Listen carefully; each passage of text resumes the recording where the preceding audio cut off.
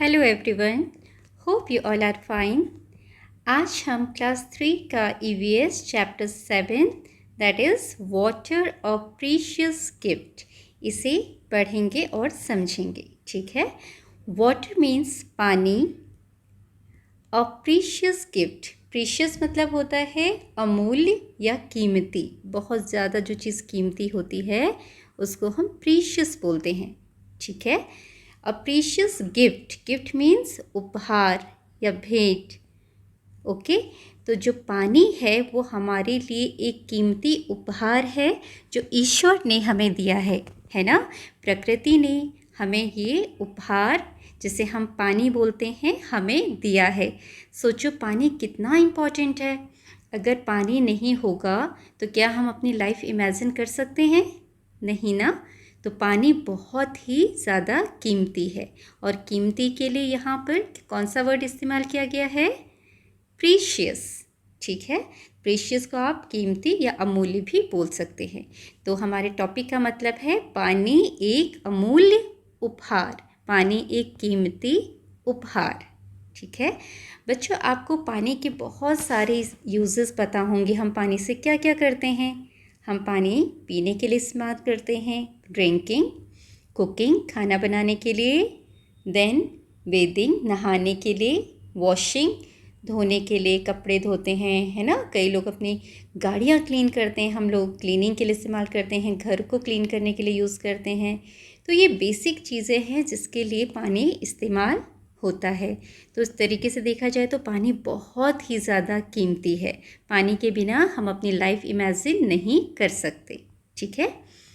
Rain rain come again, बारिश बारिश फिर आना। आप सब ने एक छोटी सी राइम सीखी होगी यूकेजी में, एलकेजी में, isn't it? Rain rain go away come again another day, little Johnny wants to play. Rain rain go away. ठीक है। तो वहाँ हम बारिश को क्या बोल रहे हैं? बारिश बारिश अभी जाओ, कल आना, है ना, बाद में आना दोबारा से। क्यों? अभी तो लिटिल जॉनी, जो छोटा जॉनी है, वो खेलना चाहता है, इसलिए अभी चले जाओ। Isn't it? ये छोटी सी प्यारी सी राइम हम सीखते हैं। तो देखो यहाँ बारिश के बारे में क्या क्या बातें बताई गई है, पानी के बारे में क्या क्या बातें बताई गई है, इस चैप्टर में हम वही पढ़ेंगे। देखो बच्चों, पिक्चर देख के आपको समझ में आ रहा होगा पानी, नदियाँ कहाँ कहाँ से निकल रही हैं। देख, you can see here, this is a stream, नहर है, नदी है छोटी सी जो कि पहाड़ों में से, हिल से निकल रही है ना। ये बारिश का पानी है जो कि एक साथ इकट्ठा होके नहर बन के, स्ट्रीम बन के ग्राउंड में फ्लो हो रहा है।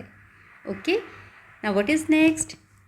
What comes down but never goes up. What means क्या? कम्स डाउन नीचे आता है, बट लेकिन, नेवर मीन्स कभी नहीं, गोज़ अप ऊपर जाता है। ऐसी कौन सी चीज़ है जो नीचे आती है हमेशा लेकिन कभी ऊपर नहीं जाती?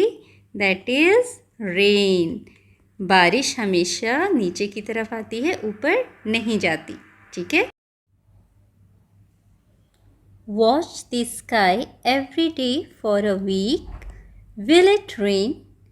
Your guess may be right on some days and on some days it may be wrong.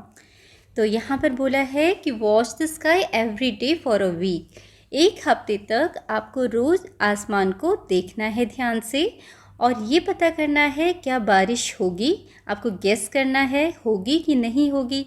हो सकता है कभी कभी आपने जो गेस किया हो, जो अनुमान लगाया हो, वो सही हो कि बारिश हो जाए, और कभी कभी आपका अनुमान, आपका गैस गलत भी हो सकता है कि आपने गैस किया कि बारिश होगी बट बारिश नहीं हुई, है ना।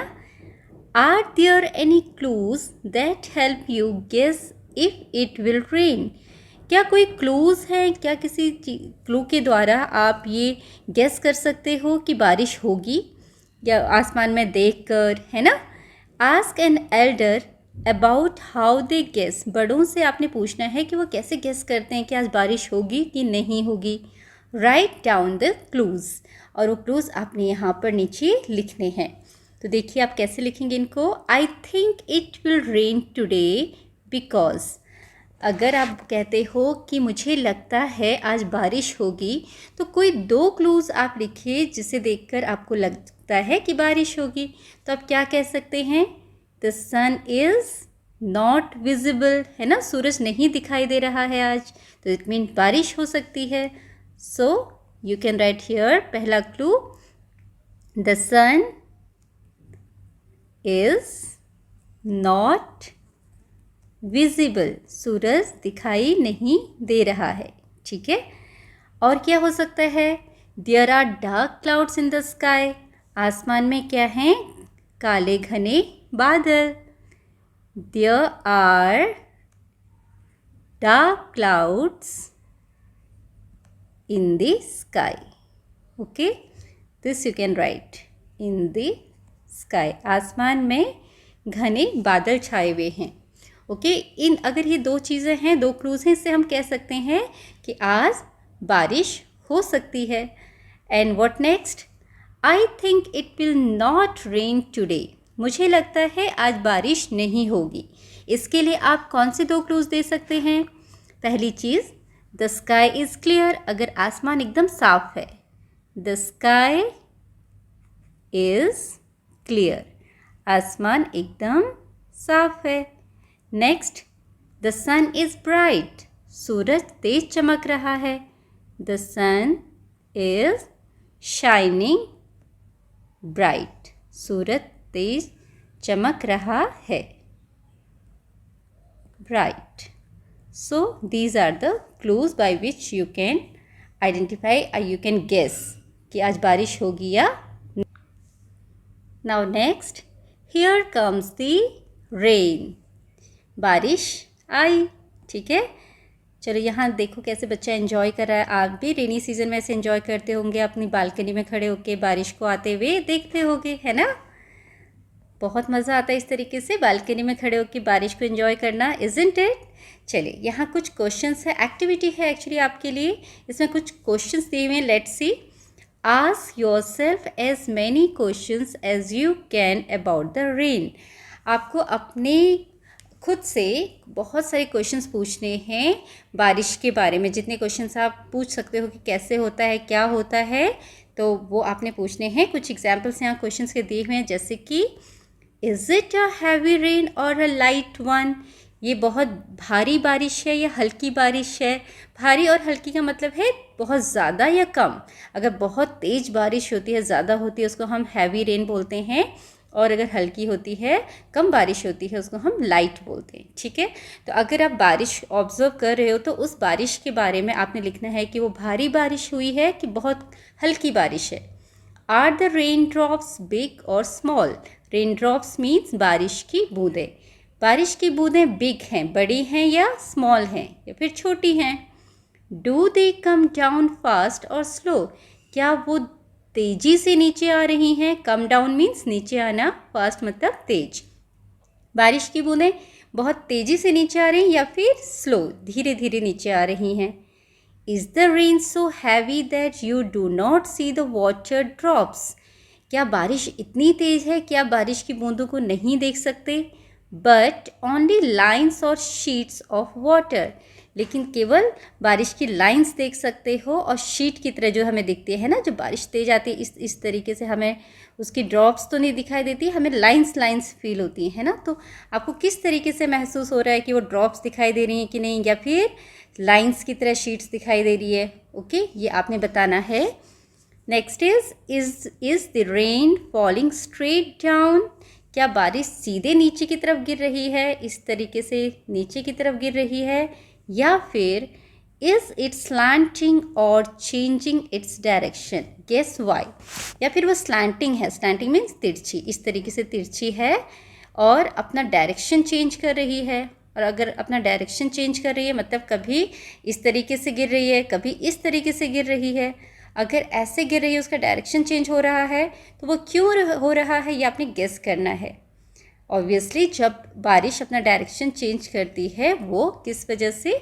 हवा की वजह से। हवा जिस डायरेक्शन में चलेगी, उसी डायरेक्शन में बारिश का पानी भी मूव करेगा। ठीक है, तो आप यहाँ पर कह सकते हैं कि हवा के डायरेक्शन की वजह से जो बारिश है वो भी अपना डायरेक्शन चेंज कर रही है. Okay, the rain drops are changing its direction और the rain is changing its direction because of the wind. Okay, हवा की वजह से वो अपना डायरेक्शन चेंज कर रही है. Next is collect the rain water in a vessel. Vessel means एक बर्तन. आपने रेन वाटर को, बारिश के पानी को कलेक्ट करना, इकट्ठा करना है एक वेसल में, एक बर्तन में. डज इट लुक क्लीन, क्या वो साफ दिखाई दे रहा है, और डर्टी या फिर गंदा दिखाई दे रहा है. अगर आपको वो क्लीन दिखता है तो आप क्लीन लिखेंगे. अगर आपको वो क्लीन नहीं दिखता, थोड़ा गंदा दिखता है, तो आपको वहाँ पर डर्टी लिखना है. Okay, next is draw a picture of the rain that you observe. आपने जो बारिश ऑब्जर्व की उसकी पिक्चर आपने यहाँ पे ड्रॉ करनी है स्पेस में. आप उसको, अगर आपने सीधी सीधी बारिश देखी है तो आप सीधी सीधी उसको ड्रॉ करेंगे. ठीक है, you can make the clouds in the sky. इस तरीके से आप क्लाउड ड्रॉ कर सकते हो. अगर आपने स्लैंटिंग देखी है बारिश तो आप स्लैंटिंग में ड्रॉ करेंगे. It's up to you. Next is do you think it will rain again today. आपको क्या लगता है कि आज फिर से बारिश होगी, और टुमारो या फिर कल बारिश होगी. Why do you think so. आपको ऐसा क्यों लगता है. इसका आप आंसर लिख सकते हैं येस और no. I think it will rain today because there are clouds in the sky. Okay, क्योंकि आसमान में बादल हैं. तो इस तरीके से आप अपना आंसर लिख सकते हैं यहाँ पर. Then next is did it rain only in your area or in other nearby places as well. क्या केवल आपके एरिया में बारिश हुई या फिर आपके आसपास की जगहों पर भी बारिश हुई. मेक अ गेस, आपने गेस करना है. Then ask and find out. फिर आपने पता भी करना है कि अगल बगल आसपास के एरिया में बारिश हुई कि नहीं हुई. Find some songs about the rain और make up one in your language or any other. आपने बारिश के बारे में एक गाना है या पता करना है कि कौन कौन से सॉन्ग्स हैं. आप अपनी लैंग्वेज में भी गा सकते हो, बना सकते हो सॉन्ग. ठीक है, या दूसरी लैंग्वेजेस में भी आप फाइंड आउट कर सकते हो कि बारिश के बारे में कौन से गाने हैं. Sing some songs about the rain. बारिश के बारे में कुछ गाने आप गा सकते हैं. ठीक है. Then did the rain make you happy.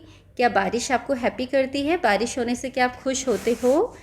Did it make everyone happy. क्या वो सभी को खुश करती है. मीन्स अगर बारिश होती है तो आप खुश होते हो. अगर आप खुश होते हैं तो आप येस लिखेंगे. लेकिन साथ में दूसरा क्वेश्चन है did it make everyone happy. क्या बारिश सभी को खुश करती है. तो बच्चों आपको क्या लगता है, क्या कोई ऐसा भी होगा जो बारिश होने से दुखी हो सकता है. बिल्कुल हो सकते हैं ना. वो लोग जिनके पास घर नहीं है या फिर जिनके कच्चे घर हैं, मिट्टी के बने हैं, झोपड़ी में रहते हैं, उनको बारिश से परेशानी होती है ना. जब बारिश होती है आसपास पानी भर जाता है तो उनको बहुत प्रॉब्लम्स होती हैं. तो हो सकता है वो लोग बारिश से खुश ना हो. So you can tell here the people who are having कच्चा हाउस, हट और mud house may not be happy because they face a lot of problems due to rain. है ना, क्योंकि वो बारिश की वजह से उनको बहुत दिक्कत हो सकती है. So kids, here I have written the answer. आपका जो लास्ट क्वेश्चन था, did the rain make you happy? Did it make everyone happy? You can write yes, rain makes me happy. आपको तो खुश करती है. I think the people who live in कच्चा house, hut और mud houses may not be happy. मुझे लगता है कि जो लोग इन घरों में रहते हैं, कच्चा हाउस में, हट में या मड हाउसेस में, they may not be happy. हो सकता है खुश नहीं हो.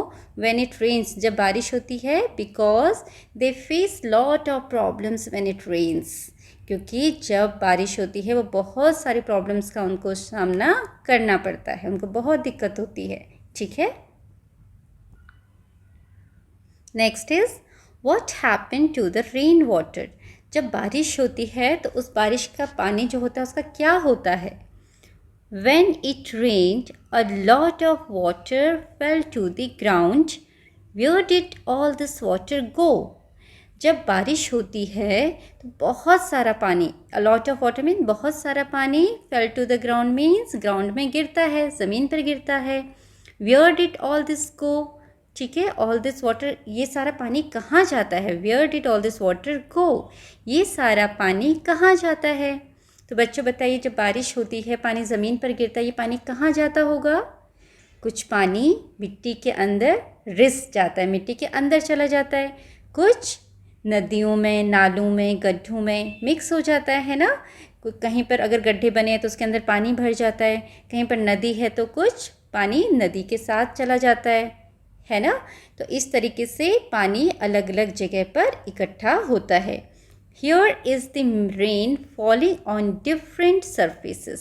यहाँ पर दिखाया है कि पानी अलग अलग सरफेसेस पर गिर रहा है। देखो यहाँ पर बुश है, झाड़ी है, इसके ऊपर पानी गिर रहा है, और नीचे एक ट्री के ऊपर पानी गिर रहा है। Isn't it tree? ठीक है, बार्क है ट्री का, लग रहा है ये स्टेम है। Imagine what happened to the rain water on different surfaces. आपने इमेजिन करना है कि रेन वाटर का, बारिश के पानी का अलग अलग सरफेसेस पर जब वो गिरता है तो क्या होता है। अगर ये बुश के ऊपर गिर रहा है, झाड़ी के ऊपर गिर रहा है, तो नीचे मिट्टी है, ठीक है, ये सारा का सारा मिट्टी के ऊपर चला जाएगा, ठीक है। पहले बुश के ऊपर गिरेगा, बुश को जितना पानी चाहिए होगा, इस झाड़ी को जितनी पानी चाहिए होगा वो यूज़ करेगा, एब्जॉर्ब करेगा, बाकी पानी जहाँ पर वो बुश लगा है मिट्टी के अंदर नीचे की तरफ चला जाएगा, ठीक है। और इस तरीके से सेम अगर पेड़ है, पेड़ के ऊपर गिर रहा है तो ट्री के स्टेम में अगर उसको गीला करने के लिए वो एब्जॉर्ब करेगा, जो बार्क है ट्री का, वो खाल जो है वो एब्जॉर्ब करेगी, और बाकी मिट्टी के बाकी पानी क्या होगा, नीचे ज़मीन पर गिर जाएगा। Does the rain water get absorb into the soil, क्या जो बारिश का पानी होता है वो एब्जॉर्ब हो जाता है? एब्जॉर्ब मतलब सोख जाना, है ना। क्या बारिश का पानी मिट्टी के अंदर सोख लिया जाता है? मिट्टी उसको सोख लेती है, एब्जॉर्ब कर लेती है, अपने अंदर समा लेती है। यस। कलेक्ट इन पडल्स, क्या वो पडल्स में इकट्ठा होती है? बिल्कुल, पडल्स मतलब मिट्टी के गड्ढे, मिट्टी के पानी वाले जो गड्ढे होते हैं उनको पानी हम क्या बोलते हैं? पडल्स बोलते हैं। तो जो गड्ढे होते हैं उनमें भी पानी कलेक्ट होता है, और फ्लो अवे या फिर वो बह जाता है। ऑब्वियसली अगर पडल्स भी भर जाएंगे, है ना, पडल्स भी पूरे फिल हो जाएंगे, फुल हो जाएंगे पानी से, तो जो एक्स्ट्रा पानी है वो बाहर बहने लगेगा, वो भी फ्लो हो जाता है। Have you ever wanted whether it joins a small stream और अ रिवर, क्या कभी आपको ये सोच के आश्चर्य होता है कि whether it joins a small stream और ए रिवर, क्या ये किसी छोटे स्ट्रीम को, नहर को, या फिर किसी नदी को जॉइन करता होगा बारिश का पानी? बिल्कुल। जब बारिश होती है, पानी जो ग्राउंड पे गिरता है, अगर वो फ्लो होता रहता है तो हो सकता है आगे चल के उसको कोई स्ट्रीम मिले, नहर मिले, तो ये पानी नहर के साथ मिक्स हो जाएगा, है ना, उसमें मिल जाएगा, और ये नहर आगे जाके क्या करेगी, किसी नदी में मिक्स हो जाएगी, ठीक है, नदी से जुड़ जाएगी। तो इस तरीके से ये जुड़ती जाती है, ठीक है। पानी नहर में भी इकट्ठा हो सकता है, नहर से भी जुड़ सकता है, और नहर से ये नदी तक भी जा सकता है। What happens, क्या होता है, after the rain stops and the sun comes out, जब बारिश रुक जाती है और सूरज निकल आता है तो क्या होता है? फिर से चार गर्मी होने लगती है।